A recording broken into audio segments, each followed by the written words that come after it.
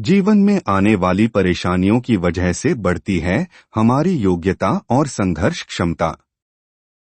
एक किसान की फसल बारिश और ठंड की वजह से बार बार खराब हो रही थी। उसने भगवान से प्रार्थना की कि अब से मौसम उसकी जरूरत के हिसाब से चलना चाहिए। भगवान ने तथास्तु कह दिया। एक प्रचलित कथा के अनुसार पुराने समय में एक किसान की फसल बार बार खराब हो रही थी। कभी तेज बारिश की वजह से, कभी तेज धूप की वजह से, कभी ठंड की वजह से उसकी फसल पनप नहीं पा रही थी। एक दिन इससे दुखी होकर किसान भगवान पर नाराज हो गया। वह भगवान को लगातार कोस रहा था।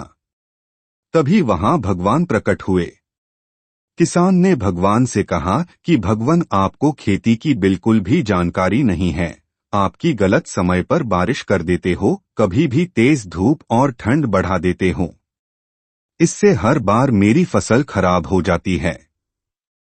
आप मेरी अगली फसल तक मेरे अनुसार मौसम कर दीजिए। जैसा मैं चाहूं वैसा ही मौसम रहे। ये बातें सुनकर भगवान ने कहा कि ठीक, अब से ऐसा ही होगा। ये बोलकर वे अंतर्ध्यान हो गए। अगले दिन से किसान ने फिर से गेहूं की खेती शुरू कर दी।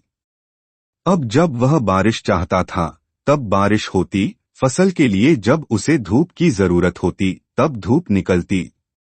इस तरह उसकी इच्छा के अनुसार मौसम चल रहा था। धीरे धीरे उसकी फसल तैयार हो गई। हरे भरे खेत को देखकर किसान बहुत खुश था। जब फसल कटाई का समय आया तो उसने देखा कि फसल की बालियों में गेहूं थे ही नहीं, सब की सब खोखली बालियां थीं। ये देखकर उसने फिर से भगवान को याद किया। भगवान प्रकट हुए तो इसकी वजह पूछी। भगवान ने कहा कि तुम्हारी फसल ने बिल्कुल भी संघर्ष नहीं किया है, इसी वजह से ये खोखली हो गई है। जब फसलें तेज बारिश में, तेज हवा में खुद को बचाए रखने का संघर्ष करती है, तेज धूप से लड़ती है, तभी उसमें दाने बनने की प्रक्रिया शुरू होती है। जिस तरह सोने को चमकने के लिए आग में तपना पड़ता है, ठीक उसी तरह फसलों के लिए भी संघर्ष जरूरी होता है।